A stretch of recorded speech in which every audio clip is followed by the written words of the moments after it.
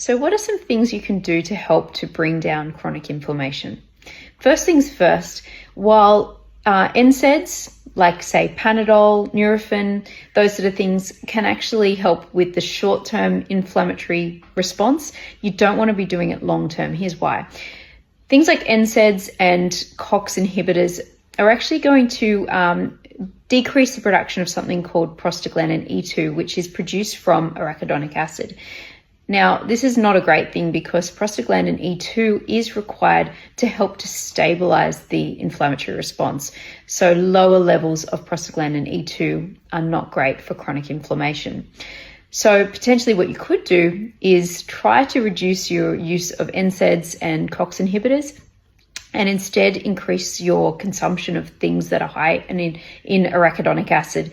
Things like liver and egg yolks are really great sources of arachidonic acid. Now, other things like helping to fix any tissue damage are going to be really important. What do I mean by this? Let's say that you know that there is actually tissue damage. So tissue damage is obviously going to increase inflammation in the body. That's important because it's this inflammatory response that's going to help to clear out any nasty bugs or anything like that that could potentially hurt us.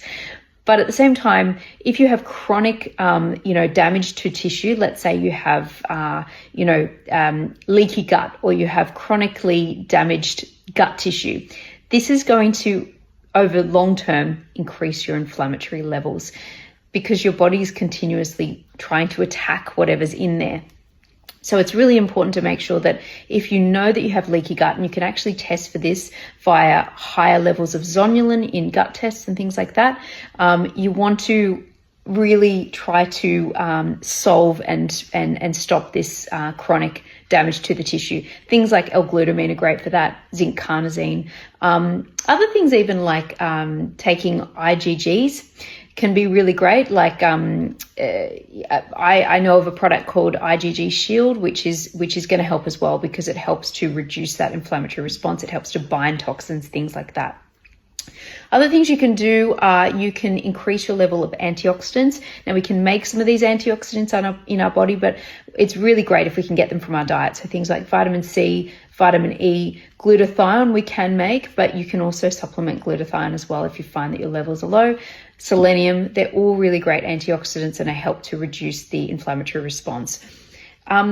EPA, DHA, so omega-3s have also been shown to help to convert the arachidonic acid into anti-inflammatory products. And they've also been shown to reduce neuroinflammation as well. I've actually seen some great articles that show that around 1,000 milligrams of EPA per day help to reduce neural inflammation. So that's going to also help reduce overall inflammatory state in the body.